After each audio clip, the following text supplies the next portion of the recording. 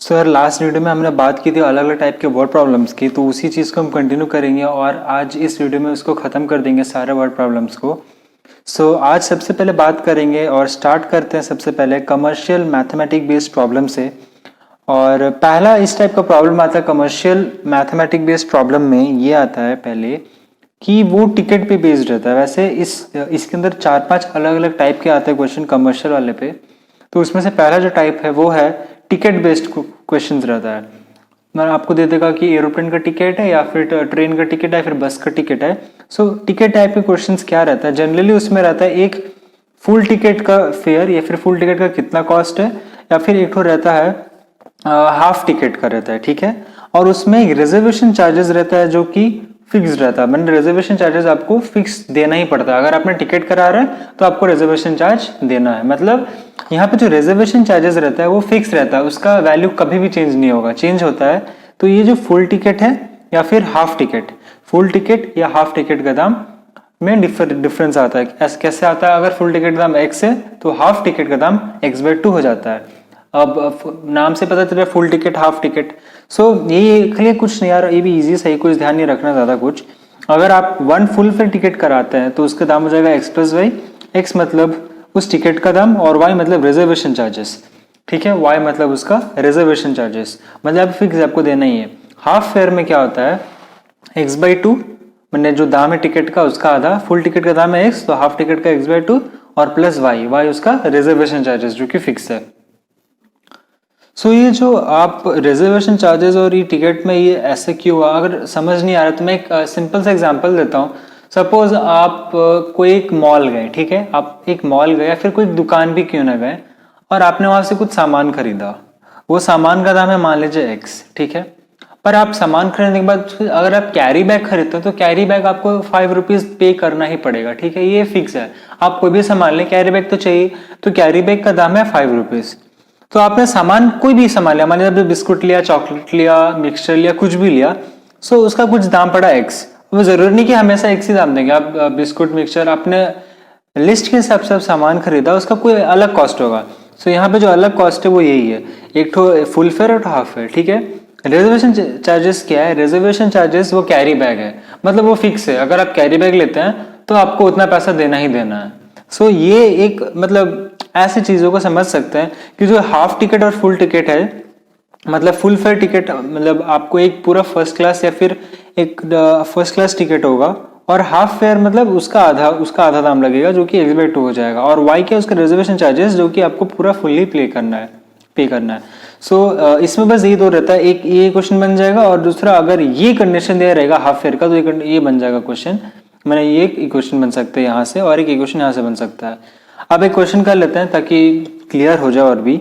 तो क्वेश्चन में दिया है a railway half ticket cost half the full fare. अब यहाँ पे दिया है कि जो हाफ टिकट है वो जो फुल फेयर का आधा ही उसका कॉस्ट पड़ता है। मतलब अगर फुल फेयर x है तो जो उसका हाफ फेयर होगा वो x/2 होगा। अगर मान लीजिए हाफ की जगह 1/3 दे रहता सो x होता तो यहाँ पे x/3 होता।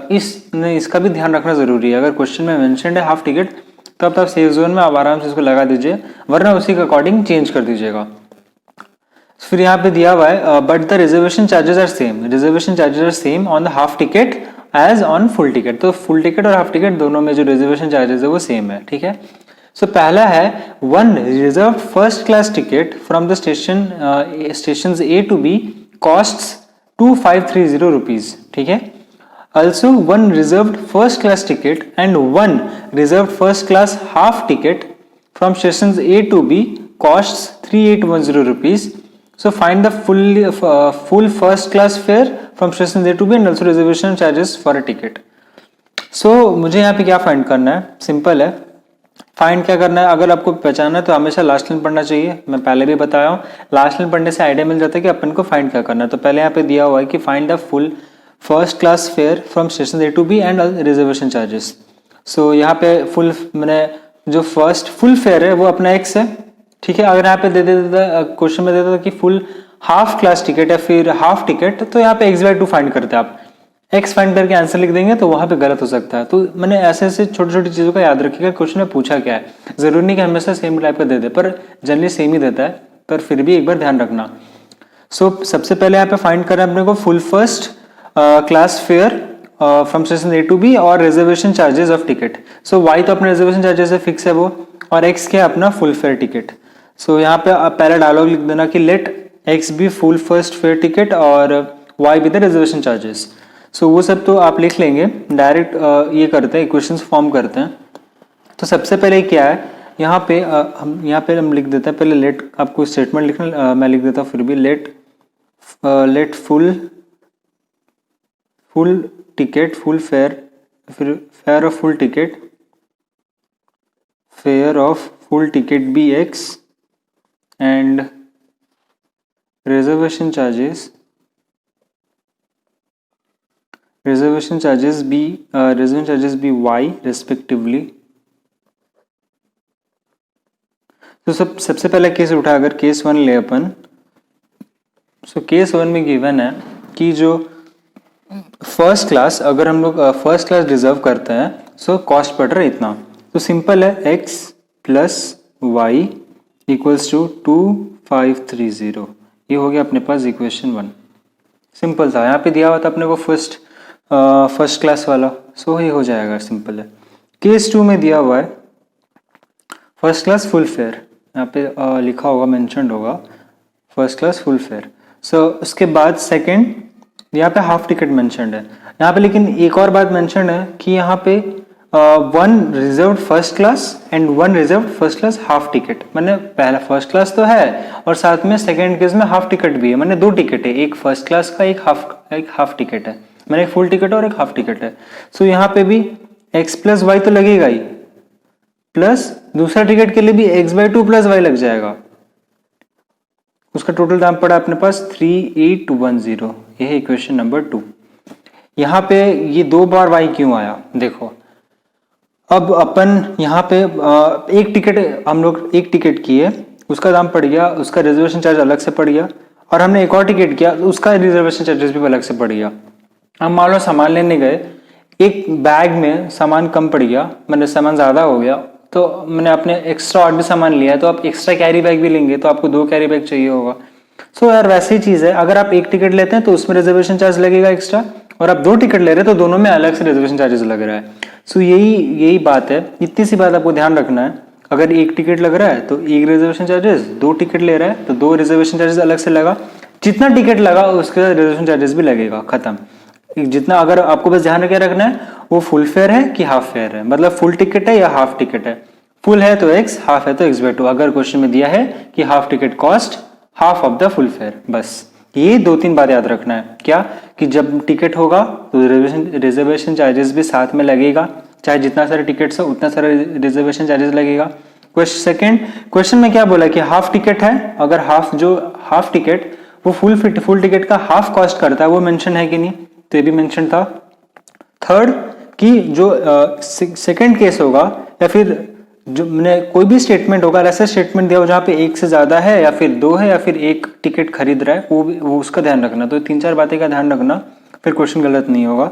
सो यहाँ से इक्वेशन फॉर्म हो जाएगा अपने पास, ये हो जाएगा 2x 3x plus 4y equals to, यहाँ मल्टीप्लाई 2 हो जाएगा, एलसीएम ले लिया मैंने सीधा, तो 2y 4y और यहाँ पे 2x plus x 3x plus 4y equals to, ये हो जाएगा 026776620, ये हो गया अपने पास इक्वेशन नंबर 2। अब क्या करना है, इन दोनों इक्वेशन को बस सॉल्व करना है, सब्स्टिट्यूशन करो, एलिमिनेशन करो, हो जाएगा। चलो अगर हमने एलिमिनेशन करते हैं तो यहाँ पे क्या कर देंगे, इंटू 3 कर देते हैं।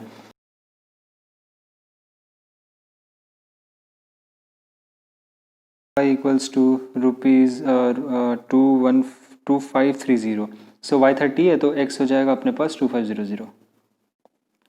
सो ये है फुल फेयर टिकट, ये दाम है फुल टिकट का, ठीक है।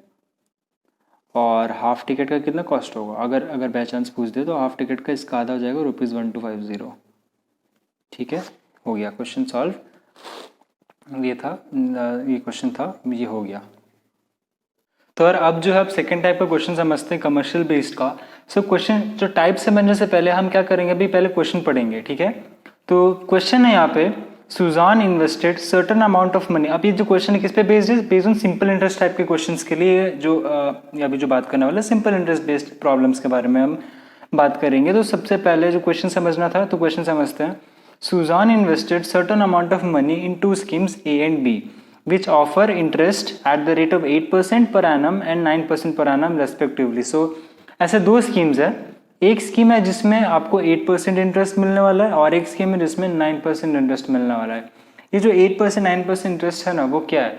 एक्चुअली इंटरेस्ट वो है कि वो जितना पैसा, जितना वो अमाउंट इन्वेस्ट करेगी, उसका जो 8% है, एक साल के बाद उसको जो रिटर्न मिलेगा वो इंटरेस्ट उसको साथ नहीं मिलेगा, मतलब उसको कुछ प्रॉफिट होने वाला है.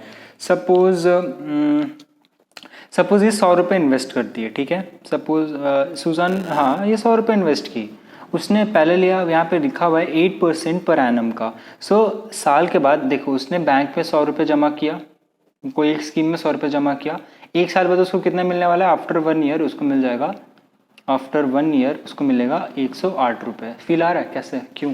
इसीलिए 108 रुपये मिलेगा क्योंकि उसको 8% मिल रहा है. अब 100 का 8% कितना होता है? 100 का 8% हो जाएगा 100 इंटू 8/100 विच इज ₹8. सो उसको जो 8 रुपया है उसका प्रॉफिट हुआ. सिमिलरली अगर जो बी है उसमें 9% है, सो ये ए का बात हो गया. ये चीज़ अगर बी में होता तो अगर 100 रुपये इन्वेस्ट करेगी तो उसको 109 रुपया मिलेगा. इंटरेस्ट का मतलब यही होता है यार कि हम लोग कोई स्कीम में, अगर कोई स्कीम में या फिर बैंक में हम कोई पैसा जमा करते हैं तो उसमें जो इंटरेस्ट लगता है, जो रेट ऑफ इंटरेस्ट है पर एनम का, वो ये है कि एक साल के बाद, पर एनम लिखा हुआ है यहाँ पे, पर एनम. तो एक साल के बाद कितना रिटर्न मिल रहा है हम लोग को? अगर एक साल के बाद 8% है तो उसका जो अमाउंट हमने इन्वेस्ट किया उसका 8% हमें मिलने वाला है, उसके साथ मिलने वाला है. मतलब अपना जो वैल्यू है, जो डिपॉजिट किया था वैल्यू, वो बढ़ के 108 हो गया. ठीक है, ये होता है मतलब. अब क्वेश्चन वापस आता है. सो यहाँ पे दिया दो टाइप का स्कीम है, एक ए है एक बी है. तो जिसमें जो पहला स्कीम है उसमें 8% मिल रहा है, दूसरा स्कीम में 9% मिल रहा है. ठीक है, अब सेकंड दिया हुआ है सी रिसीव्ड 1860, तो उसको 1860 मिला एज एनुअल इंटरेस्ट. ठीक है, अगर मतलब उसने दो अमाउंट, देखो यहाँ पे क्या, उसने दो अमाउंट, मान लो यहाँ पे एक 100 रुपया ए में इन्वेस्ट किया होगा और 120 रुपया बी में इन्वेस्ट किया होगा, ऐसा कुछ होगा, या फिर कुछ भी हो सकता है. हमें वही फाइंड करना है कि कितना अमाउंट जो है वो उसने इन्वेस्ट किया ए में और बी में. ठीक है, ये पहला केस तो ये था कि ए में इन्वेस्ट की थी अगर, तो 8% अनाम, 8% अनाम, मैंने उसमें 8% इंटरेस्ट मिलता, सेकंड में 9%.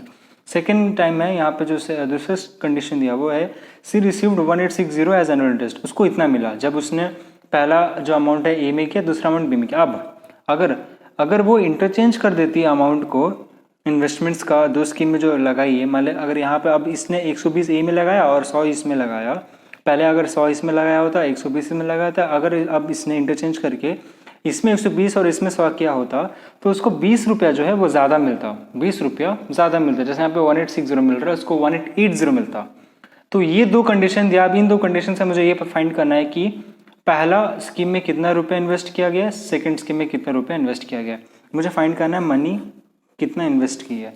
सो इस टाइप के प्रॉब्लम में क्या करना है, take amount invested as ₹X at some rate of interest and ₹Y at other rate of interest. खत्म, कुछ नहीं. देखो मैं बताता हूँ इसका मतलब क्या है. इसका मतलब कि सपोज अब हम लोग क्या लेना है, देखो अमाउंट इन्वेस्टेड मुझे X और Y ही लेना है. ठीक है, X Y अलग अलग क्यों हुआ? क्योंकि भाई अलग अलग स्कीम है.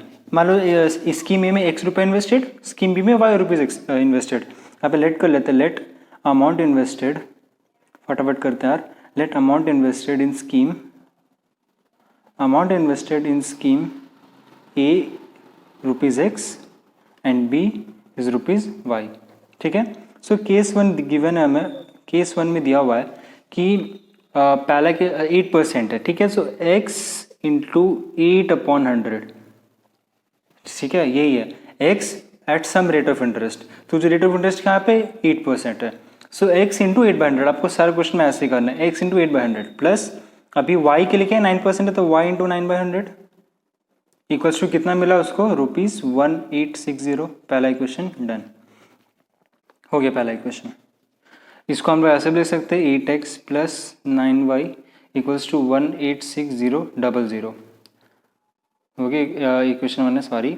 अब केस 2 क्या है यार, अब केस 2 में इंटरचेंज बोला था, मतलब क्या 8% अब किस में लगने वाला है, y में. अगर हाँ सिंपल सा बात है, इंटरचेंज मतलब क्या, अब जो अमाउंट इसने ए में इन्वेस्ट किया था, अब वो अगर अमाउंट वो बी में इन्वेस्ट करेगी, मतलब हमने क्या लिया कि ए में वो x इन्वेस्ट की और बी में y इन्वेस्ट की, तो y में 9% था.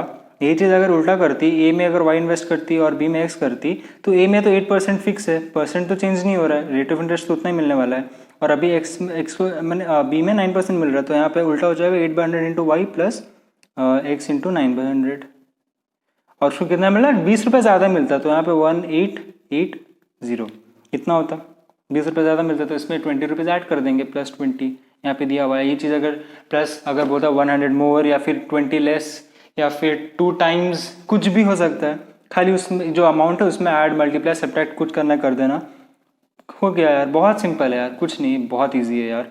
बस ये ध्यान रखना, जो परसेंट है अमाउंट इन्वेस्टेड को हमेशा एक्स लेना, एक स्कीम के लिए, दूसरे स्कीम के लिए वाई ले लेना, एक रेट ऑफ इंटरेस्ट के लिए उसको मल्टीप्लाई करना एक्स इंटू 8/100 से, प्लस दूसरे रेट ऑफ इंटरेस्ट के लिए वाई इंटू मतलब वो रेट ऑफ इंटरेस्ट करना और इक्वेशन लिखना।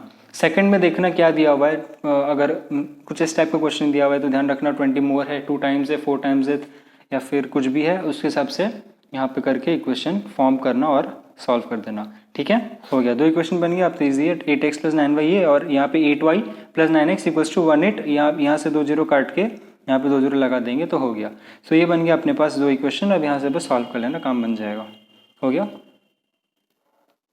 सर इसके बाद जो टाइप का क्वेश्चन होता है ना वो कुछ ये है, और इस टाइप का क्वेश्चन ना बहुत ईजी रहता है, इसमें ज़्यादा कुछ एक्सप्लेन करने लायक है नहीं, ये सबसे ईजी क्वेश्चन रहता है।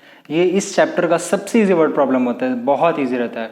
क्या ये तो आपको समझाने का भी जरूरत नहीं पड़ेगा, क्यों नहीं समझाना पड़ता कि क्वेश्चन में आंसर दिया रहता है, सिर्फ हमें क्या करना रहता है, इक्वेशन फॉर्म करना और सॉल्व करना है। इसमें पहले से 2 चीज़ें दिया रहता है, और जैसे यहाँ पे इस क्वेश्चन में दिया हुआ है, जैसे हम समझते हैं, the cost of 2 kg of apples and 1 kg of grapes on a day was found to be ₹160। ठीक है, after a month the cost of 4 kg apples and 2 kg grapes is ₹300। So इसमें बेसिकली क्या करना है, price find करना है apples का और ग्रेप्स का। ठीक है, 1 kg एप्पल का और 1 kg ग्रेप्स का कितना उसका प्राइस होता है। सो बहुत ही सिंपल क्वेश्चन है यार। तुम एप्पल का कॉस्ट को x ले लेते हैं पर kg, और ग्रेप्स का जो कॉस्ट को y ले लेते हैं पर kg। तो पहले को देख के पता चल रहा है, पहले क्वेश्चन बनेगा 2x plus Y equals to 160, second question बन जाएगा 4x plus 2y equals to 300। बहुत ईजी क्वेश्चन था, कुछ नहीं करना। जो चीज़ अब यहाँ पे तुमको साफ साफ 2 चीज़ दिख रहा है, एप्पल और एक ग्रेप्स, तुमको फाइंड करना है। क्वेश्चन में दिया रहेगा find cost of 1 kg Apple और या फिर कॉस्ट ऑफ 1 kg ग्रेप्स। बस तुम जो लास्ट स्टेटमेंट फाइंड करने दे रहता है, तुम उसी को, एक को y लेते हो, एक को x लेते हो और सॉल्व करते हो, इक्वेशन फॉर्म करते हो, बहुत ईजी हो जाता है और तुम हो जाएगा यार, बहुत ईजी है। ठीक है, अब जो सेकेंड टाइप का जो क्वेश्चन है वो अब कॉस्ट की जगह नंबर पूछ लेता है। ठीक है, अब बोलेगा कॉस्ट की जगह नंबर फाइंड करने। अब इसके बाद क्या है यार, कभी कभी ज्योमेट्री और मेंसुरेशन बेस्ड प्रॉब्लम आता है, पर उतना कुछ हार्ड नहीं रहता, इजी ही रहता है, सिंपल फॉर्मूला बेस्ड रहता है, बहुत इजी रहता है। वो सब तो बहुत कम आता है यार, लेकिन फिर भी 1 मार्क्स 2 मार्क्स में कई बार देखने मिलता है। मैंने यहाँ पे कुछ क्वेश्चंस भी लिए जो 1 मार्कर्स या फिर 2 मार्कर्स टाइप है, तो उसको भी डिस्कस करेंगे। तो सबसे पहले कुछ नहीं, सिर्फ फॉर्मूला याद रखना है कि sum of angles of triangle is 180 degree. ये सब क्या है, बहुत बेसिक है, आप छोटे क्लास से पढ़ते आ रहे हो ये सब फॉर्मूलाज को। आपको क्या करना है, सब फॉर्मूलाज को बस ध्यान रखना है और सिर्फ थोड़ा बहुत दिमाग लगाना और इक्वेशंस फॉर्म करना और आपका आंसर आपके सामने है। So sum of angles of triangle is 180 degree. तो क्या हो सकता है इसमें कुछ नहीं, मान लीजिए एक ट्रायंगल दिया है, उसके 3 एंगल्स दिए, एक एक्स दिया है या फिर एक 2y दिया है और एक दिया हुआ है 50 डिग्री, और एक और ट्रायंगल दिया है जिसका एक एंगल होगा 3y, एक एंगल होगा x और एक एंगल होगा 25 डिग्री या फिर कुछ भी। सो अब फिर बोलेगा अब इससे x और y फाइंड करने के लिए, तो इक्वल्स टू 180 करके 2 इक्वेशन बनाकर हो गया। सो इस टाइप के क्वेश्चन बनता है यार, बहुत इजी रहता है, सिंपल रहता है। क्या करना है आपको, बस प्रॉपर्टीज याद रखना है, ज़्यादा नहीं। ट्रायंगल का, पैरेललोग्राम का, जो इसका पैरेललोग्राम क्या होता है अपना, ऐसा होता है। तो पैरेललोग्राम में जो दोनों साइड्स है, ये और ये पैरेलल है, ये और ये भी पैरेलल है।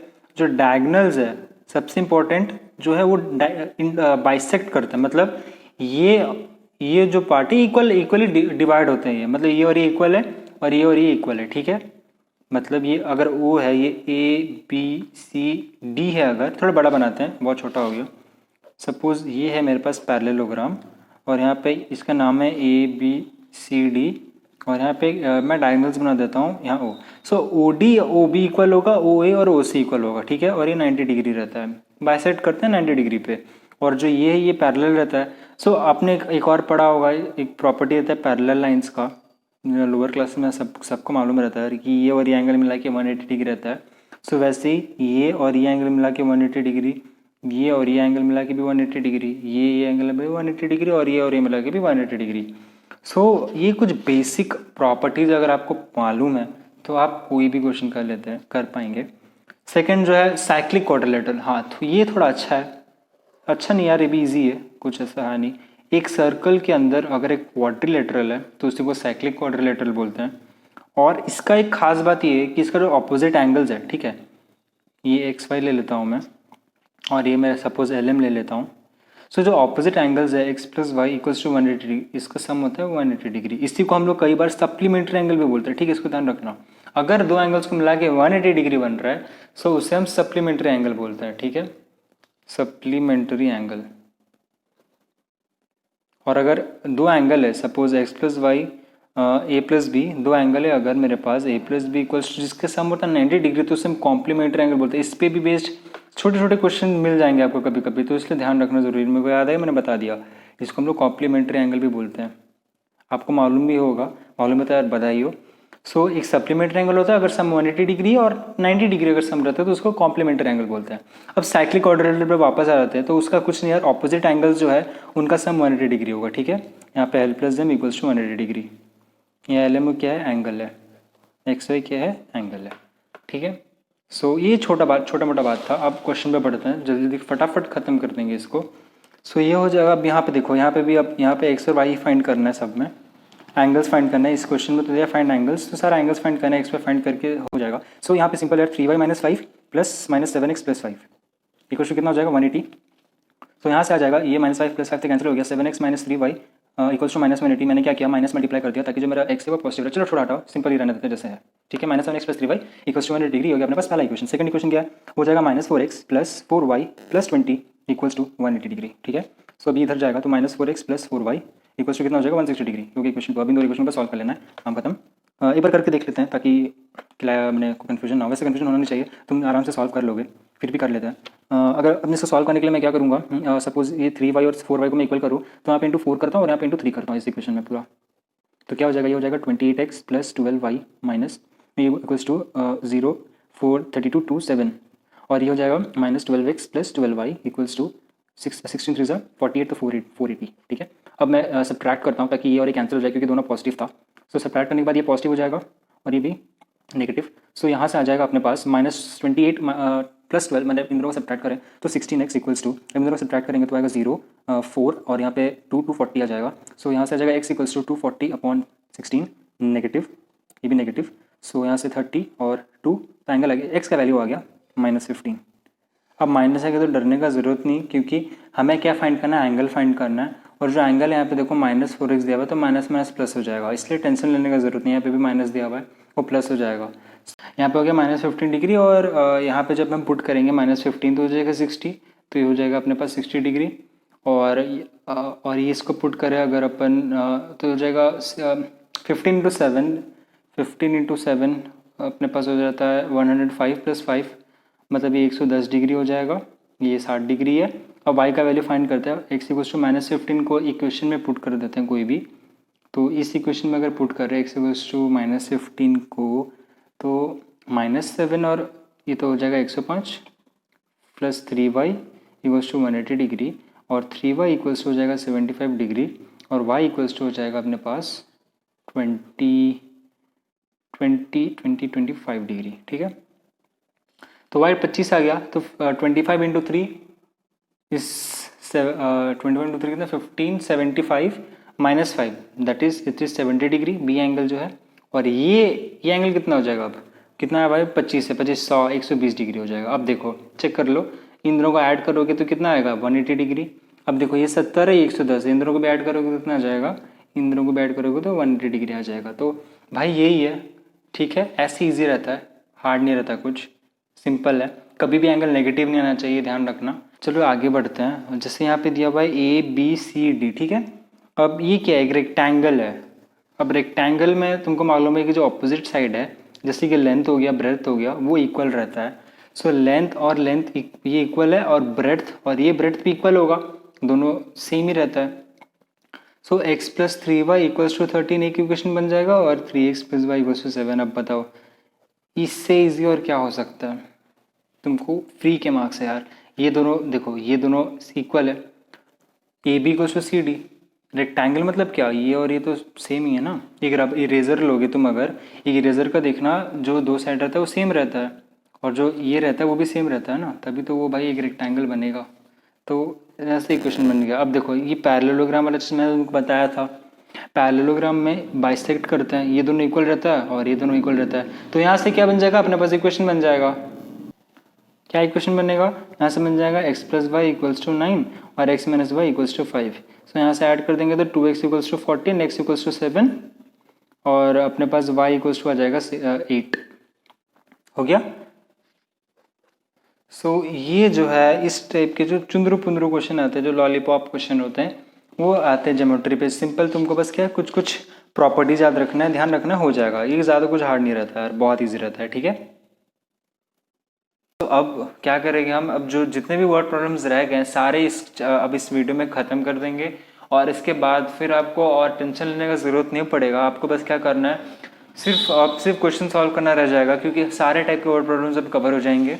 तो चलिए एक एक करके जो जो रह गया उसको भी ख़त्म करते हैं। तो जो सबसे पहला क्वेश्चन है वो है ये आपके स्क्रीन पर। क्वेश्चन में लिखा हुआ है, a part of monthly hostel charges is fixed and the remaining depends on the number of days one has taken food in the mess. When a student A takes a food for 20 days, she has to pay rupees 1000 hostel charges, whereas a student B who takes food for 26 days pays rupees 1180 as hostel charges. Find the fixed charges and the cost of food per day. तो यहाँ पे ये कुछ similar type का question है जो हमने पहले सॉल्व किया हुआ था टिकट टाइप के प्रॉब्लम में, जहाँ पे ट्रेन का टिकट था और रिजर्वेशन चार्जेस था। कुछ वैसे ही क्वेश्चन है जहाँ पे रिजर्वेशन चार्जेस जो फिक्स्ड है उसको हम ऐड कर देते। तो इस क्वेश्चन में भी यार वैसे ही करेंगे, जो भी भाई फिक्स्ड है ना, तुम उसको डायरेक्टली ऐड कर दिया करो, और जो वैरी कर रहा है उसको क्वेश्चन के हिसाब से फॉर्म करने का ट्राई किया करो। फॉर एग्जाम्पल इस क्वेश्चन में क्या हो रहा है, इस क्वेश्चन में इन्होंने कहा है कि एक स्टूडेंट है ए जो क्या करता है, जो 20 डेज तक फूड लेता है। सो जो फूड का जो कॉस्ट है वो पर डे के हिसाब से पड़ता है। मतलब अगर एक दिन खाया तो उसका दाम होगा x, 2 दिन खाया तो उसका दाम होगा 2x, मतलब डिपेंड करता है, आज 10 रुपया, कल 20 रुपया, परसों 30 रुपया, वैसे है वो। सो ये डिपेंड करता है कि उसके कितना दिन तक उसने फूड कंज्यूम किया। तो जितना देर तक वो फूड लेगी, अगर वो हॉस्टल से या फिर लेगा हॉस्टल से, तो उतना मल्टीप्लाइड बाई पर डे कितना कॉस्ट है, हॉस्टल का चार्जेस पर डे कितना है, मतलब क्या, या फिर मतलब खाना कहाँ से लेंगे, कैंटीन से लेते हैं।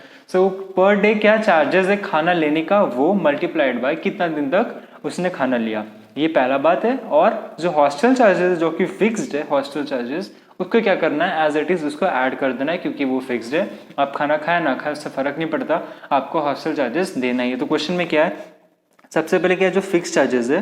सो अपन क्या करना है, हम लोग को फाइंड करना है फिक्स चार्जेस और cost of food per day. So question का लास्ट लाइन से हमें क्या पता चलता है, ये पता चलता है कि किसको x लेना है, किसको y लेना है, वेरिएबल्स क्या क्या होना चाहिए अपने पास। सो वो है एक फिक्स चार्जेस है, जो हम x ले रहे हैं, y कुछ भी ले सकते हैं। मैं x लेता हूँ ₹x, और जो cost of food per day है वो मैं ले लेता हूँ ₹y। ठीक है, अब क्वेश्चन के हिसाब से जो केस 1 है वो है, जो स्टूडेंट ए है उसने 20 डेज तक क्या किया, खाना वो कंज्यूम करते फिर खाना लेती है। तो अगर एक दिन का खाना y है तो 2 दिन का खाना 2y, 3 का 3y, वैसे 20 डेज का कितना हो जाएगा 20y। सो वहाँ तो सिंपल है, 20y प्लस कितना हॉस्टल चार्जेस कितना है, फिक्स्ड है, वो है x। टोटल कितना पड़ा उसको 1000। तो बन गया अपने पास पहला इक्वेशन, बहुत ईजी था।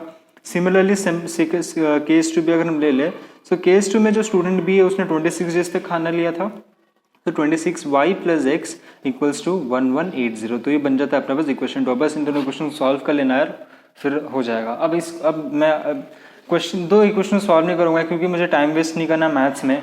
मेन क्या है कि कॉन्सेप्ट समझना आना चाहिए। हर टाइप का जो भी क्वेश्चन का प्रोसीजर रहता है, जो कॉन्सेप्ट रहता है, उसको बस माइंड में बैठा लेना है यार। ये सब जो क्वेश्चन सॉल्व करना तो आप आराम से ही कर लेंगे, इसमें क्या है, खाली एलिमिनेशन सब्स्टिट्यूशन जो इजी लगे आप कर सकते हैं, काम बन जाएगा। ओके, तो क्वेश्चन में इतना ही है। ध्यान रखना जो फिक्स चार्ज है उसको ऐड कर देना, और जो वैरी कर रहा है, जो अगर cost of food per day था तो 20 डेज तक कंज्यूम हुआ तो 20 इंटू वाई, 26 हुआ तो 26 इंटू वाई। अगर ये चीज़ यहाँ पे 10 अगर होता क्वेश्चन में कि 10 डेज तक कंज्यूम कर रहा है, या फिर अब यहाँ पे फूड की जगह कुछ और हो जाता, फॉर एग्जाम्पल फूड की जगह यहाँ पे अगर कपड़ा धोना हो जाता है, फिर कुछ भी हो जाता, सो वो क्वेश्चन के हिसाब से चेंज होता रहता है ये चीज़। क्वेश्चन कुछ नया नहीं बनता, बस ये जो चार्जेस है ना, यहाँ पे हॉस्टल चार्जेस लिखा है, कल को हो सकता है वो कुछ और दे दे, वो दे दे हाउस रेंट दे दे, हाउस रेंट दे दे, और कॉस्ट ऑफ पर डे जो है वो कुछ और हो जाए। समझ रहे हो? तो समझ पा रहे हो बात को? तो वैसे ही बस चीज़ें क्या चेंज होती रहती है, पर जो मेन जो मुद्दा जो कॉन्सेप्ट है वो कभी चेंज नहीं होता, वो एक ही रहेगा। सो बस इस चीज़ को ध्यान रखना। अब नेक्स्ट क्वेश्चन के पे आगे बढ़ते हैं। सो नेक्स्ट क्वेश्चन है, अब ये जो क्वेश्चन है ये भी एक बहुत अच्छा क्वेश्चन है, इजी है, थोड़ा ट्रिकी भी लगता है बहुत जन को, पर एक्चुअली बहुत इजी है। इसको बस क्या करना है, बस ध्यान में रखना, हो जाएगा। क्वेश्चन पढ़ते हैं। One says give me 100 friend, I shall then become twice as rich as you. The other replies if you give me 10 I shall be 6 times as rich as you, tell me what is the amount of their respective capital. So अब इस question में जैसे अब दो friends हैं, उन्होंने क्या करते हैं, उन्हें अपने पैसे जो एक्सचेंज करते नहीं, वैसे बोलते हैं कि अगर तुम्हारे पास जो मनी है, तुम उसमें से अगर तुम 100 रुपये दे दोगे तो मैं तुमसे दुगना अमीर हो जाऊंगा, और दूसरा बोलता है कि अगर तुम मुझे अपने से 10 रुपये दे दोगे तो मैं तुमसे 6 गुना ज़्यादा रिच हो जाऊंगा। सो बस मुझे फाइंड करना है कि एक के पास मैंने दोनों के पास कितना कितना पैसा था, ठीक है। तो सबसे पहले क्या करेंगे, एक को एक्स ले लेते हैं। सपोज कि एक के पास एक्स था, एक पहले के पास रुपीज़ एक्स था और दूसरे के पास क्या था, रुपीज़ वाई था, ठीक है। पहले ही ले लिया हमने, लेट कर लेते हैं कि पहले जो एक बंदा है उसके पास एक्स है, दूसरे बंदे के पास रुपीज़ वाई है। सो अब पहला केस क्या है, पहला केस है कि अगर तुम मुझे 100 दोगे तो मैं तुमसे ट्वाइस रिच हो जाऊंगा, ठीक है। सो अब इसमें क्या है, तो मतलब जो पहला दोस्त है, मान लीजिए ये फर्स्ट था, ये फर्स्ट फ्रेंड है और ये जो है सेकंड फ्रेंड है। तो पहला फ्रेंड बोलता है कि अगर तुम मुझे 100 रुपये दोगे तो मैं तुमसे 2 गुना रिच हो जाऊंगा। मतलब एक्स क्या करेगा, एक्स क्या कर रहा है, वाई से 100 रुपये अगर लेगा, एक्स क्या कर रहा है, वाई से 100 रुपया ले रहा है, ठीक है। एक्स क्या कर रहा है, वाई से 100 रुपया ले रहा है, मतलब एक्स के पास 100 रुपया आया, ठीक है। अगर एक्स क्या करता है, अगर वाई से 100 रुपये लेता है तो वाई के पास कितना बचेगा। अब वाई के पास कितना बचा, एक्स अगर वाई से 100 रुपये ले लिया तो वाई का 100 रुपये का नुकसान हो गया, उसके पास 100 रुपये घट गया। सो यहाँ पे जो है वो कितना हो जाएगा, उसके पास -100। अब क्वेश्चन में क्या दिया है, क्वेश्चन में ये दिया है कि अगर मैं तुमसे 100 रुपये लूंगा तो मैं तुमसे 2 गुना रिच हो जाऊंगा। रिच मतलब 2 गुना अमीर हो जाऊंगा, रिच हो जाऊंगा। सो इसका मतलब क्या हुआ कि अब जो x है, अब ये 2 टाइम्स y से अमीर है, मतलब इसके पास ज्यादा पैसा है। अब ये ज्यादा है, ये कम है, सो हम लोग 2 कहाँ मल्टीप्लाई करेंगे, कम वाले में, तभी जाके जो है ये इक्वेशन बैलेंस आउट होगा। यहाँ पे ज्यादा, ये ट्वाइस है इसका, मतलब क्या, ये इसको जब इसमें 2 मल्टीप्लाई करेंगे तब जाके इसके बराबर होगा, क्योंकि ये ज्यादा रिच है, ये कम रिच था, तो इसलिए कम वाले में मल्टीप्लाई करते हैं, तब जाके बड़े वाला जो चीज़ है जो हायर चीज़ों से क्या होता है, इससे इक्वल होता है। ये बस मैंने समझने के लिए बताया कि यहाँ पे मल्टीप्लाई, क्योंकि बहुत बार कंफ्यूजन होता है कि ट्वाइस बोला तो यहीं पे मल्टीप्लाई करके वाई -100 कर देते, पर वैसे नहीं करते। अगर ऐसे कभी डाउट लगता है तो देख लो, जो बड़ा है वहाँ पे मल्टीप्लाई मत करना, जो छोटा है उसमें मल्टीप्लाई करता है तो गलत नहीं होगा। तो यहाँ से पहला क्वेश्चन निकल जाएगा, बहुत सिंपल है, x + 100 = 2y - 200। यहाँ से आ जाएगा x - 2y, इधर अगर आ जाएगा तो +300 = 0। पहला इक्वेशन आ गया ये वाला, ठीक है। अब जो है अपन केस 2 लेते हैं। इसमें जो बोलता है दूसरा वाला जो y है, वो बोलता है कि अगर तुम मुझे 10 रुपये दे दोगे तो मैं तुमसे 6 टाइम्स हो जाऊंगा, ठीक है। अब y के पास कितना आया, y x से कितना ले रहा है, 10 रुपये ले रहा है, तो y में कितना ऐड करेगा वो, 10 रुपये ले रहा है, वो दे नहीं रहा, ले रहा है। तो y = +10 हो गया। x में कितना घट गया, x में -10 हो गया, क्योंकि वो 10 रुपया उससे 10 रुपये ले लिया, तो उसका 10 रुपये का नुकसान हो गया, x का घट गया। अब y कितना है, 6 टाइम्स रिच है, मतलब इसमें क्या कर देंगे, 6 मल्टीप्लाई कर देंगे तो हो गया, बन गया इक्वेशन। यहाँ से हो जाएगा इक्वेशन नंबर 2। दोनों सेम था यार, खाली यहाँ पे 100 रुपया लिया तो ट्वाइस हो गया, यहाँ पे 10 रुपया लिया तो 6 टाइम्स हो गया, खाली वर्डिंग और कंडीशन हमने अलग है, बाकी क्या था क्वेश्चन में, बहुत ईजी क्वेश्चन था और ये एक बहुत अच्छा क्वेश्चन भी है, ठीक है। तो अब यहाँ से 2 इक्वेशन बना लेना और सॉल्व कर लेना, हो जाएगा। अब नेक्स्ट क्वेश्चन पे चलते हैं। सो अब जो क्वेश्चन है ये भी बहुत अच्छा क्वेश्चन है और प्रीवियस ईयर क्वेश्चन है और ये इजी भी है और अच्छा भी है। तो अब देखते हैं इसको कैसे सॉल्व करना है। क्वेश्चन में दिया हुआ है if 4 times the area of a smaller square is subtracted from the larger of area of a larger square the result is 144 meter square. The sum of the area of the two squares is 464 meter square. Determine the side of the two squares. तो अपन को क्या find करना है, जो दोनों square है उनका side find करना। तो लेट अपन जो क्या करते हैं, अब एक्स वाई छोड़ के दोनों जो साइड है, एक साइड को ए ले लेते हैं, एक का साइड को एक का साइड को बी ले लेते हैं। ठीक है, ये सपोज ये स्मॉलर स्क्वायर का साइड है और ये लार्जर स्क्वायर का साइड है। मैं ऐसा लिख रहा हूँ, पर एग्जाम में ऐसा मत लिखना, अच्छे से लिखना। Let side of smaller square be A and larger square be B respectively, ऐसे करके लिखना। तो अपने पास ये हो गया। इसके बाद एरिया क्या हो जाएगा, एरिया ऑफ स्मॉलर स्क्वायर हो जाएगा ए स्क्वायर, और लार्जर स्क्वायर कितना हो जाएगा, लार्जर स्क्वायर हो जाएगा अपने पास बी स्क्वायर। ठीक है, ये हो गया। अब क्या यहाँ पे क्या करना, जो केस 1 है अपने पास दिया हुआ है, क्वेश्चन में लिखा हुआ है 4 times this area of smaller square is subtracted from the larger square. बहुत इजी, क्या दिया हुआ है इसमें, कुछ नहीं, कि अपन क्या किए 4 टाइम्स जो स्मॉलर था उसको हम लोग क्या किए, बड़े वाले से सब्ट्रैक्ट कर दिए।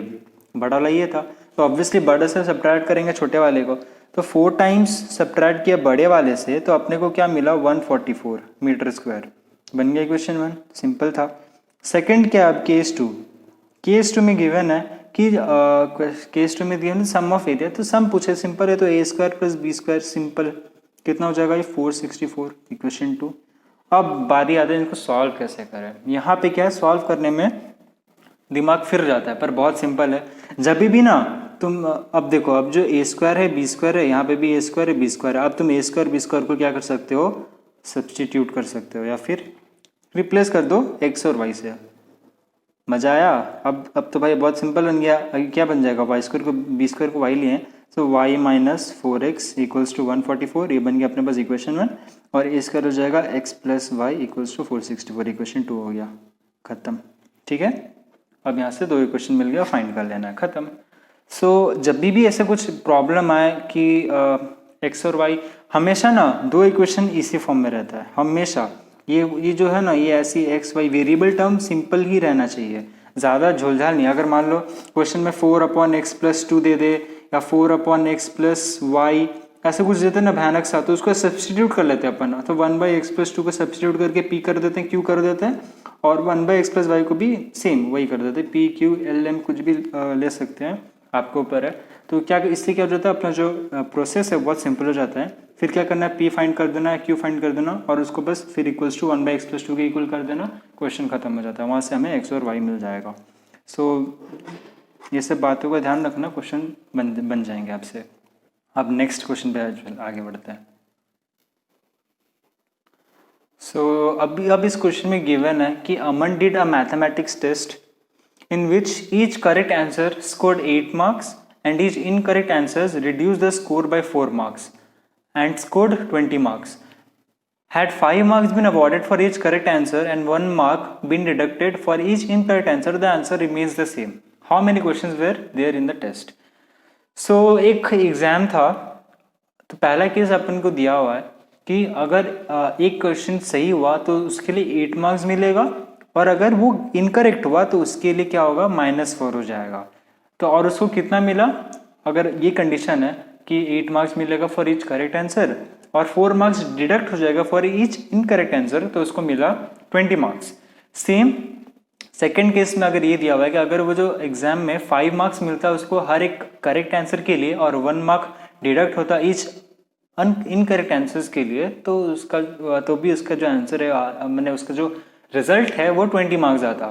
तो मुझे पूछा है कि टोटल नंबर ऑफ क्वेश्चंस क्या है। तब देखो, अब लास्ट टाइम में ऐसा कुछ दिया नहीं है, how many questions were there in the exam, तो अब एक्स वाई किसको ले, पर तुम जो स्टेटमेंट पढ़ोगे तो तुमको पता चल रहा है एक करेक्ट आंसर एक इनकरेक्ट आंसर है। अब आंसर किसका होगा क्वेश्चन का, मतलब कुछ इस टाइप का क्वेश्चन है जिसके आंसर सही है, और इस टाइप का क्वेश्चन है जिसके आंसर रॉन्ग है। तो अपने को यहीं से क्वेश्चन बनाना है। तो क्या लेना है अपने को, सबसे पहले let X be the questions, X be the questions whose answer whose या फिर which are answered correctly which are answered correctly, ऐसे करके लिख देना विच आंसर्ड करेक्टली, और वाई बी द क्वेश्चंस जो कि इनकरेक्टली आंसर्ड हुए हैं, ठीक है, इनकरेक्टली। अब क्या करना है, अब क्वेश्चन सबसे इंपॉर्टेंट इक्वेशन फॉर्म करना है। सो पहला क्वेश्चन क्या है, पहला केस क्या है, 8 marks for each correct and 4 marks for each wrong.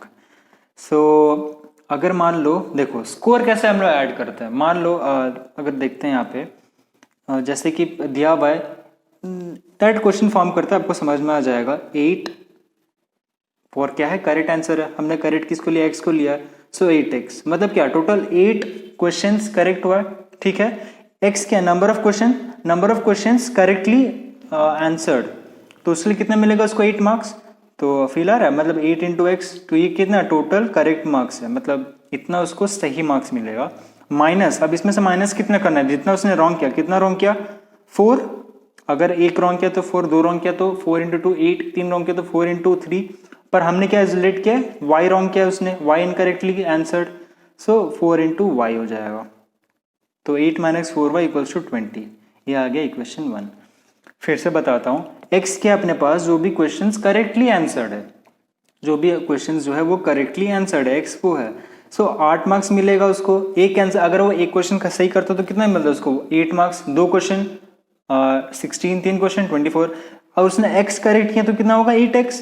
वैसे अगर उसने y रॉन्ग किया तो माइनस कितना हो जाएगा, फिर माइनस क्यों हुआ, क्योंकि यार इनकरेक्ट में क्या लिखा है यहाँ पे, डिडक्ट हो जाएगा, मार्क्स जो है डिडक्ट हो जाएगा, सो इसलिए यहाँ पे माइनस किया हम लोग ने, 8x माइनस 4 इक्वल्स टू 20, तो यहाँ से पहला क्वेश्चन बन गया। सिमिलरली कुछ नहीं यार, सेकंड क्वेश्चन में भी वैसे हो जाएगा, 5x minus 1y equals to 20। अब यहाँ से क्वेश्चन, दो इक्वेशन बन गया, अब बस क्या करना है, ऐसे क्वेश्चन सॉल्व करना है, बहुत ईजी है। यहाँ पे तुम 4 मल्टीप्लाई कर दो तो बहुत सिंपल हो जाएगा ये, अब फिर माइनस कर देना, तो माइनस में प्लस होकर ये कैंसिल हो जाएगा, और यहाँ से तुमको आंसर मिल जाएगा, ठीक है, बहुत ईजी है। इसका आंसर शायद 8 है, 8 क्वेश्चन है इसका आंसर, चेक कर लेना, हो जाएगा। शायद 8 ना हो, मुझे याद नहीं आ रहा, पर 8 या फिर 10 ऐसे कुछ इसका आंसर है, ठीक है, देख लेना, मैं आंसर लिखवा दूंगा, मैं आंसर भी दे दूंगा। अब नेक्स्ट क्वेश्चन पे आगे बढ़ते हैं। अब यार एक और बहुत ही मज़ेदार क्वेश्चन है यार, बहुत अच्छा लगेगा, बट खुद से ट्राई करना। मैं जितने भी क्वेश्चन दे रहा हूँ ना यार, प्लीज़ यार खुद से ट्राई करके एक बार सॉल्व करने का ट्राई किया करो, उसके बाद देखो मज़ा आएगा। मैं बोलना भूल जाता हूँ क्योंकि मेरे एक सिंक रहता है भाई समझा के पढ़ाने का, पर एक्चुअली क्या करना, वीडियोज़ को जब भी देखो तो एक बार पॉज करो, खुद से ट्राई करो, उसके बाद तुम सॉल्यूशन देखो, उसमें बहुत मज़ा आता है। और तुम्हारा जो भी गलत चीज़ रहता है ना, सोच रहता है, वो भी मैंने तुमको पता चल जाता है कि तुम गलत क्या कर रहे हो, तुम रॉन्ग वे में कहाँ जा रहे थे, और तुमको फिर सही रास्ता मिल जाता है। सो इसीलिए एक बार खुद से ट्राई करना ना बहुत ज़रूरी होता है। बिल्कुल मैटर नहीं करता कि तुमने रॉन्ग या राइट किया, यहाँ पे हम सीख रहे हैं, तो सीखते टाइम हम ये नहीं देखते कि गलत है सही, कोई दिखता नहीं है, पर अगर तुमने खुद से ट्राई किया ना, तुम नेक्स्ट टाइम कभी गलती नहीं करोगे। तो ज़रूर पॉज किया करो। तो ये अभी तो क्वेश्चन है, बहुत ही इंटरेस्टिंग क्वेश्चन है, इसमें दिया हुआ है, a man when asked how many hens and buffaloes he has, he told that his animals have 120 eyes and 180 legs. So how many hens and buffaloes he has? बहुत simple है, बहुत ही simple है, बहुत ही मज़ेदार है। सो हम लोग क्या फाइंड करना है, नंबर ऑफ हेंस और नंबर ऑफ बफेलोज फाइंड करना है। सो हम क्या करेंगे, लेट एक्स को ले लेते हैं अपन buffaloes, let X be buffaloes, number of buffaloes, and Y be number of hens, ठीक है।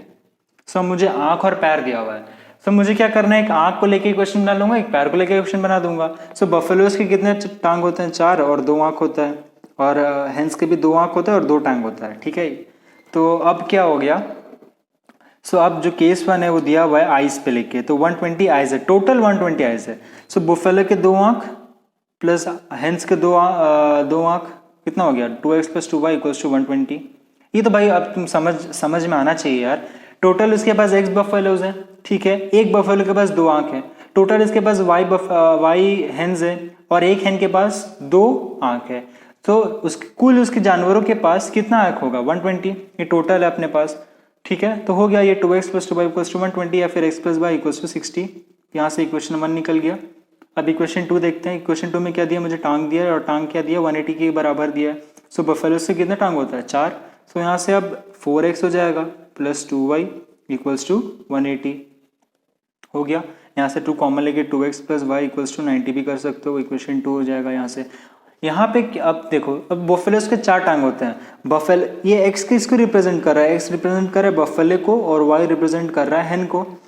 तो एक बफेलो का 4 टांग, 2 बफेलो का 8, 3 बफेलो का 12 और एक्स बफेलो का 4x, दो एक मुर्गी का 2 आंख, 2 मुर्गी का 4 टांग और 3 मुर्गी का 6 टांग, तो वाई मुर्गी का 2 इंटू वाई टांग।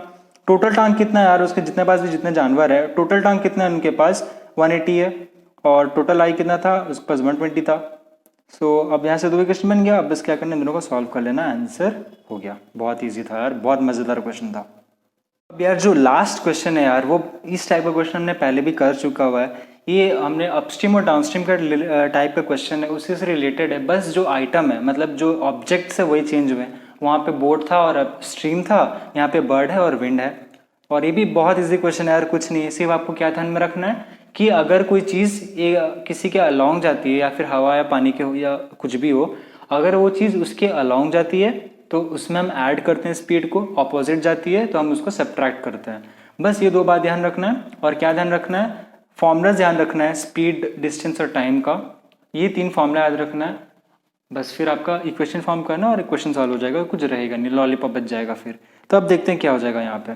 सो यहाँ पे दिया हुआ है जो क्वेश्चन में, ये दिया हुआ है कि अ बर्ड फ्लाइंग, एक मिनट मेरा क्वेश्चन मैं निकाल लेता हूँ।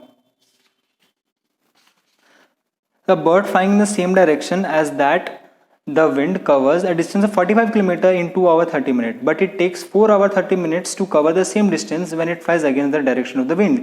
So ignoring conditions blah blah blah, the speed of the bird is in still air and the speed of the wind. तो इसमें क्या फाइंड करना है, speed of the bird find करना है और speed of the wind find करना है। Speed of the bird in still air कुछ नहीं, बस स्पीड ऑफ द बर्ड ही है। बर्ड किस में, हवा में उड़ती है, तो हवा में उड़ती है तो भाई अब उसका जो मैक्सिमम स्पीड हम बर्ड हवा में रिकॉर्ड करते हैं, तो स्टिल एयर इसलिए बोल रहा है ताकि वो purely speed of the bird हो। तो speed of the bird in still air का मतलब स्पीड ऑफ द बर्ड ही होता है, और हमें जो फाइंड करना है स्पीड ऑफ द विंड। तो सिंपल है, एक को एक्स ले लेते हैं, तो let X be speed of the bird, speed of bird, and Y be speed of wind, speed of the wind. Y क्या अपने पास स्पीड ऑफ द विंड है। सो केस 1 क्या है यार, तो केस 1 के पहले एक और चीज लिख लेते हैं कि speed of bird flying along wind, ठीक है, फ्लाइंग अलोंग विंड, तो हो जाता है X plus Y kilometre per hour. और ये चीज़ अगर ऑपोजिट हो, flying opposite to the wind, तो हो जाएगा X minus Y kilometre per hour. ये चीज़ मैंने पहले भी बताई है अपस्ट्रीम डाउनस्ट्रीम में भी, तो ये आपको भी आता भी होगा अभी तक, तो ईजी से, बहुत ईजी है, डरने का ज़रूरत नहीं यार, बहुत ईजी है। इसके बाद क्या है, अब पहला केस जो दिया हुआ है वो मुझे दिया हुआ है कि ये डिस्टेंस कवर करता है 45 किलोमीटर 2.5 घंटे में, 2 आवर 30 मिनट्स में, जब वो अलॉन्ग द डायरेक्शन फ्लाई कर रहा था। तो केस 1 में अब क्या करें यार, अब देखो मेरे को टाइम दिया हुआ है, इक्वल्स टू टाइम मुझे गिवन है, टाइम मुझे दिया हुआ है। टाइम का फॉर्मूला क्या होता है, डिस्टेंस अपॉन स्पीड। तो बस यार मैं कुछ नहीं करूँगा, अब मैं क्या करूँगा, सीधा फॉर्मूला लगाऊंगा, इक्वेशन बनाऊंगा। तो यहाँ से मिल जाएगा 45 upon X plus Y, time है 2.5 आवर, मैंने 2 अगर इसको फ्रैक्शन में कर दे, मिक्स फ्रैक्शन में, तो 2.5 आवर ऐसा हो जाएगा, 2.5 आवर, 2 आवर 30 मिनट्स था। तो अगर आप इसको भी अगर आप करेंगे तो कितना हो जाएगा, ये 30 मिनट्स की जगह 1/2 आ जाएगा, 2.5 आवर। सिंपल है, ये तो आता ही होगा, बचपन से करते आ रहे हैं ऐसा। So 45 upon X plus Y equals to 2 2 से 4, ये हो जाएगा 5/2। तो यहाँ से इक्वेशन बन जाएगा, इधर जाएगा तो 90 equals to 5x plus 5y। और यहाँ से अगर मैं स्क्वायर सॉल्व कर दूँ तो X plus Y equals to 18 हो जाएगा अपने पास पहला इक्वेशन। अरे यार इस पे जिस पे कंफ्यूज मत हो ना, इतना तुमको आता होगा 2.5 आवर, ये 2.5 था तो 2.5 आवर हो गया। अगर यहीं पे अगर कुछ और होता तो इसके हिसाब से चेंज कर देते अपन, इसमें कोई ये नहीं है।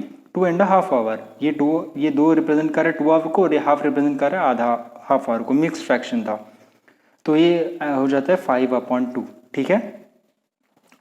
अब देखो तुम अगर कंफ्यूज हो रहे फिर भी, तो 5/2 का तुम डिवाइड कर तो कितना आ रहा है, 2.5, ठीक है। 2.5 आवर कितना होता है, 2 आवर 30 मिनट से होता है। सो तुम कैसे भी कर सकते हो, ये ईजी चीज़ है, हो जाएगा। तो पहला इक्वेशन तो बना लिया हमने। सेकंड इक्वेशन में सेम चीज़ है, डिस्टेंस सेम है, स्पीड अलग है x माइनस वाई, और टाइम उसको लग रहा है 4.5 आवर, तो सेकेंड इक्वेशन भी वैसे बना लेंगे 45 अपॉन एक्स प्लस वाई। नहीं गलत, यहाँ पे x minus Y equals to अब 4/2 4.5 आवर, तो ये हो जाएगा 45 upon X minus Y equals to 9/2। ये हो जाएगा, यहाँ हो जाएगा 8 प्लस 1 9 अपॉन 2, तो 2 उधर गया इधर जाएगा, तो हो जाएगा 9x minus 9y equals to 90 और x minus Y equals to 10। So ये हो गया अपने पास इक्वेशन नंबर 2। मज़ा आ गया? कुछ नहीं यार, सेम था दोनों केस, वैसे ही कर दिए, हो गया। इसको भी तुम अगर डिवाइड करो तो 4.5 आवर्स आएगा, तो 4.5 आवर कितना होता है, 4 आवर एंड 30 मिनट्स। ठीक है, हो गया। तो यार इस टाइप का क्वेश्चन में कुछ नहीं है। अब देखो, अब फिर तुमको ये डाउट हो सकता होगा कि अपस्ट्रीम डाउनस्ट्रीम में क्या करते हैं हम, upstream downstream equals to total time कर रहे थे, पर वहाँ पे अलग केस था। यहाँ पे क्या है, यहाँ पे कुछ वैसा नहीं है, यहाँ पे एक ही टाइम को हमें अलग अलग टाइम दिया हुआ है और एक कंडीशन दिया है, मतलब एक केस दिया हुआ है। ठीक है, पहला केस में दिया हुआ था कि इतना डिस्टेंस, इतना स्पीड और इतना टाइम। दूसरा केस में दिया हुआ था ये स्पीड, ये डिस्टेंस, सेम डिस्टेंस और ये टाइम। सो हमने सीधा क्या किया, डिस्टेंस स्पीड टाइम का फॉर्मूला डाला और क्वेश्चन बना लिया। पर स्पीड और जो बोर्ड टाइप के प्रॉब्लम रहता है उसमें भी इस टाइप का लग सकता है, बस उसमें क्या है वैसा देना चाहिए। हमने जो क्वेश्चन किया था उसमें दिया हुआ था कि अपस्ट्रीम और डाउनस्ट्रीम दोनों आने और जाने में इतना टाइम लगता है, और सेकंड केस में जब अपस्ट्रीम और डाउनस्ट्रीम आता है इतना डिस्टेंस के लिए तो इतना टाइम लगता है। सो वहाँ पे जो कंडीशंस अलग अलग था, यहाँ पे सेम है, खाली क्या है स्पीड और टाइम अलग हो रहा है। तो हमने क्या किया, सीधा क्या किया, फॉर्मूला लगाया और आंसर निकाल दिया।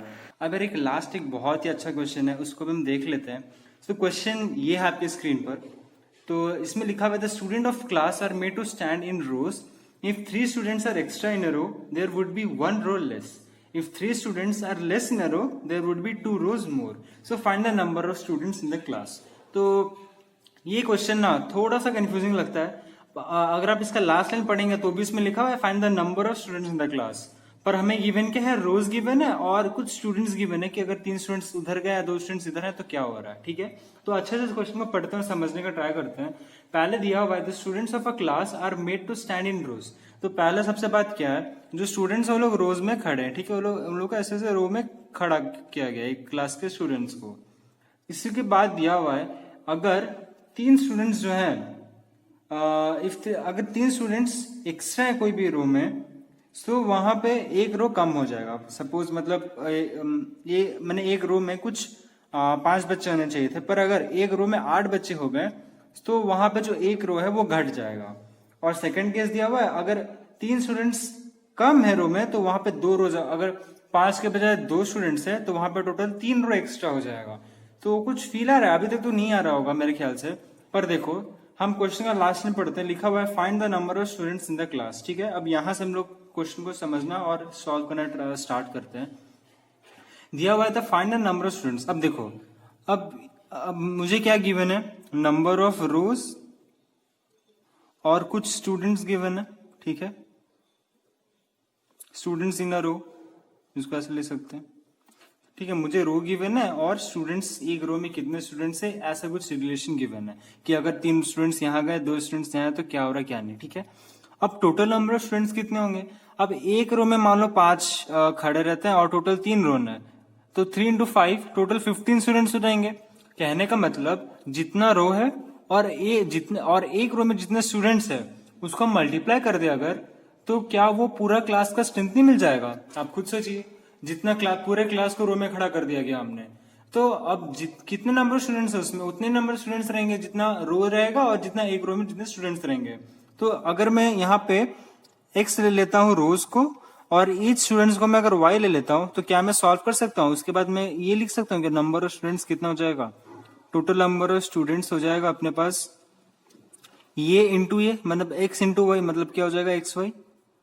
देखो क्वेश्चन में यार बहुत ही घुमा फिरा दिया है। क्वेश्चन में मुझे पूछ दिया नंबर ऑफ स्टूडेंट्स, मुझे ये नहीं पूछा कि कितने नंबर ऑफ रोज है और हर रो में कितने स्टूडेंट्स है, ये नहीं पूछ के क्या कर दिया, दोनों को मल्टीप्लाई करके टोटल नंबर ऑफ स्टूडेंट्स मिल जाएगा मेरे को। तो मेरे को क्वेश्चन में डायरेक्टली वो पूछ दिया कि टोटल नंबर ऑफ स्टूडेंट्स कितने, बस यही एक घुमा दिया है। बस सेम चीज पूछा, सेम चीज है, हमें निकालना भी यही पड़ेगा, पहले नंबर ऑफ रोज निकालना पड़ेगा फिर स्टूडेंट्स इन अ रो निकालना पड़ेगा, तब हम जब इन लोगों को मल्टीप्लाई करेंगे तब जाके टोटल नंबर ऑफ स्टूडेंट्स पता चलेगा। तो क्वेश्चन भी ऐसे ऐसे कभी घुमा दिया करता है, तो अपने को क्या रहना है, अटेंटिव रहना है और समझना है, और इसीलिए क्वेश्चन कर रहा है ताकि आप रेडी रहें, पहले से आपके माइंडसेट में रहे ये चीज। तो यही एक बात ध्यान देने वाली है कि अगर इस क्वेश्चन में यही दिया हुआ है, स्टूडेंट्स पूछ दिया डायरेक्ट, पर दिया हुआ था नंबर ऑफ रोज और number of students in each row, तो हमें इन दोनों को लेके ही प्रोसीड करना पड़ेगा क्योंकि क्वेश्चन में और कोई डेटा गिवन नहीं है। तो सबसे पहले जो पहला कंडीशन है वो उसको उठाते हैं। तो सबसे पहले तो पहले क्या करना है, अपना लिख लेना, जो भी डायलॉग्स है लिख लेंगे यार, कि let X be number of rows, या फिर X be number of students in a row, और Y be number of rows, कुछ भी ले सकते हैं। तो मैं लेता हूं let X be number of students in each row, students in each row and Y be number of rows. ठीक है, Y be number of rows. अब क्या पूछा है, अब टोटल नंबर ऑफ स्टूडेंट्स पूछा है। सो हमें पता है कि टोटल कितने हैं, जो हमें फाइंड करना है वो तो अल्टीमेटली ये एक्स इंटू वाई, ये तो हमें पता है। तो एक्स और वाई निकल जाएगा, मल्टीप्लाई कर देंगे, टोटल नंबर ऑफ स्टूडेंट्स मिल जाएगा। अब देखते हैं, तो अब देखते हैं केस 1। ठीक है, पहला क्या हुआ दिया हुआ था, पहला ये दिया हुआ कंडीशन अपने को कि जो अगर एक रो है, अगर एक रो में 3 बच्चे एक्स्ट्रा हो जाएंगे तो वहां पे एक रो कम पड़ जाएगा। ठीक है, एक रो कम पड़ जाएगा। सपोज यहाँ पे हमने क्या लेट किया है, X be number of student. तो अब देखो X Y equals to number of students तो चेंज नहीं होंगे, तो कांस्टेंट है। क्लास हम लोग बच्चे को इधर उधर करके रोज आजू बाजू कर रहे हैं, फिर कम रोज को घटा रहे या बढ़ा रहे, पर जो नंबर ऑफ स्टूडेंट्स है एक क्लास में वो तो सेम रहेगा। आप क्या करो, आप अपने क्लास का सोचो और सोचो कि अपने क्लास के अंदर ही आपको रो बनाना है, और रो बना रहे हो और स्टूडेंट्स को इधर उधर करके रोज या तो आप बढ़ा रहे हो तो घटा रहे हो, बस इतना ही करना है। जो स्ट्रेंथ है क्लास का वो तो चेंज नहीं होगा, जो बच्चे हैं वो तो उतने ही रहेंगे, तो total number of students change नहीं होगा। बस क्या होगा, यहाँ पे जो कंडीशन है वो अलग हो रहा है। जैसे कि पहला कंडीशन दिया हुआ है कि स्टूडेंट्स एक्स्ट्रा है, तो हमने स्टूडेंट्स के लिए एक्स को लिया। अब 3 स्टूडेंट एक्स्ट्रा मतलब क्या, एक्स प्लस 3 हो जाएगा, एक्स्ट्रा मतलब प्लस हो जाएगा। तो फिर दिया हुआ क्वेश्चन में कि वो जो रो है एक लेस हो जाएगा, एक घट जाएगा, मतलब क्या हो जाएगा यहाँ पे y माइनस 1 हो गया। ऐसे हो गया, सिंपल है। ठीक है, हो सकता है ये डाउट आ रहा होगा कि मैंने इन दोनों को मल्टीप्लाई क्यों किया। अब यार देखो, मल्टीप्लाई देखो, मुझे total number of students find करना था, तो number of rows into students करूंगा तभी तो जाके मुझे मिलेगा number of total number of students in each row. तो वही है यार। अब देखो ये क्या है ना, ये जो रिप्रेजेंट कर रहा है ये एक्स को ही रिप्रेजेंट कर रहा है, जो कि है ये है स्टूडेंट्स जो मैंने केस लिया है, और वाई है यहाँ पे रोज। तो बस कुछ नहीं, मैंने एक्स को +3 कर दिया, वाई में -1 कर दिया, सिर्फ एक इक्वेशन बनाने के लिए। बाकी दोनों का मीनिंग सेम है। ये क्या है, ये रो को रिप्रेजेंट कर रहा है, या फिर ये जो है ये इसको स्टूडेंट्स को रिप्रेजेंट कर रहा है, और ये रो को रिप्रेजेंट कर रहा है। ठीक है, ये कुछ नहीं यार, ये एक्स वाई लिया हमने यहाँ पे। एक्स क्या रिप्रेजेंट करते हैं अपने को, रोज। मैंने जो लिया है, एक्स रिप्रेजेंट कर रहा है स्टूडेंट्स को, वाई रिप्रेजेंट कर रहा है रो को। तो एक्स जो है वो स्टूडेंट है, वाई जो है वो रो है। ठीक है, तो एक्स में क्या किया मैंने, जब यहाँ पे एक्स चेंज होके +3 हो गया, मैंने जो 3 स्टूडेंट एक्स्ट्रा हो गए जो पहले केस के हिसाब से, तो यहाँ पे एक्स +3 कर दिया, और वाई में क्या कर दिया, -1 कर दिया। क्यों किया -1, क्योंकि एक रो जो है वो लेस हो गया। अब इस तरह का कुछ और दे देता कि स्टूडेंट्स अगर वो 5 एक्स्ट्रा होते और जो रोज है 2 घट गया, तो यहाँ पे x +5 कर देते और y -2 कर देते। तो समझ पा रहे, आपको कुछ नहीं करना, जो यहाँ बढ़ रहा है घट रहा है डायरेक्टली प्लस कर देना, और जो घट रहा है बढ़ रहा है उसको भी प्लस माइनस कर देना, मल्टीप्लाई कर देना, आंसर यही आने वाला है। आंसर इतना ही आएगा यार, कुछ नहीं होगा। सिर्फ जो है चेंज होगा तो यही चेंज होगा, प्लस और माइनस चेंज होता है। बस ध्यान ये देना है कि मैंने क्या एक्स्ट्रा हो रहा है और क्या घट रहा है और करना है। ठीक है, और इस टाइप का क्वेश्चन है तो ये अप्रोच रखना, कुछ चेंज नहीं होना, खाली जो वैल्यूज चेंज होंगे तो होंगे, अप्रोच ही रहेगा। समझना, X Y equals to X into Y ही है, बस जो है प्लस माइनस वो हो रहा है जो कि एक्स्ट्रा बढ़ रहा है या घट रहा है। ठीक है, पहला इक्वेशन तो यहां से बन जाएगा। सेकंड इक्वेशन भी यार बहुत सिंपल होगा। सेकंड इक्वेशन में दिया कि 3 स्टूडेंट लेस होने से 2 रोज बन जाता, तो क्या हो जाएगा वहां से, सिंपल, वो भी X Y equals to X -3, और यहाँ पे वाई क्या हो जाएगा, बोलो बोलो, +2, जैसे ये बोला। तो ये जो चीज है ये यहाँ से इक्वेशन 2 आ जाएगा, और यहाँ से इक्वेशन 1। ठीक है, ये इक्वेशन 1 है अपना। तो यही दो इक्वेशन से फिर आगे प्रोसीड करना है और हो जाएगा। ठीक है, बहुत सिंपल है। यहाँ से अगर तुम आगे सॉल्व करोगे तो एक्स वाई एक्स पे कैंसिल ही हो जाएगा, क्योंकि यहाँ से एक्स वाई आ रहा है और यहाँ पे पॉजिटिव एक्स वाई है, तो कैंसिल होके एक इक्वेशन बनेगा, यहाँ से भी इक्वेशन बनेगा। बहुत सिंपल है। वीडियो बढ़े ना ज्यादा, इसीलिए मैं फटाफट कर दे रहा, क्योंकि ये तुम कर सकते हो। और जो मेन था वो कॉन्सेप्ट इतना ही है इस क्वेश्चन में। जो टोटल नंबर स्टूडेंट्स है वो number of rows into number of student in each row है, और जो यहाँ पे x है वो जो तुमने x लिया हुआ होगा वो रिप्रेजेंट करेगा, उसी के हिसाब से प्लस माइनस करना। y जो रिप्रेजेंट कर रहा है उसी से प्लस माइनस करना। अगर यहाँ पे मैंने जैसे लिया हुआ है number of students in each row, तो मेरा एक रो में अगर +3 हो जाता है तो मेरा टोटल नंबर ऑफ रोज में कितना एक रो टोटल में से कम हो जाता है, तो नंबर ऑफ रोज -1 कर दिया। और total number of student in each row में अगर कोई भी एक रो में +3 होता है तो जो नंबर ऑफ रोज है -1 हो गया। तो इसके लिए ऐसे किया मैंने, x+3 इंटू y -1। तो ये एक आइडियल सा कंडीशन है। ये जो अप्रोच है ये सारे क्वेश्चन में, अगर इस टाइप का पूछना है तो सारे क्वेश्चन में यही अप्रोच लगना है, कोई अलग चीज नहीं पूछा जाएगा आपको। खाली जो है वैल्यूज चेंज होंगी, 3 की जगह 5 हो, 1 की जगह 2 हो, और कुछ नहीं। समझना आपको इतना ही है। अगर आपने ये सब क्वेश्चन कर लिए है तो भाई बहुत बधाई हो, आपके लगभग हर टाइप के क्वेश्चन हो चुके हैं। बस क्या करना है आपको, बस क्वेश्चन सॉल्व करना है और पढ़ाई करते रहना है। ठीक है, ऑल द बेस्ट।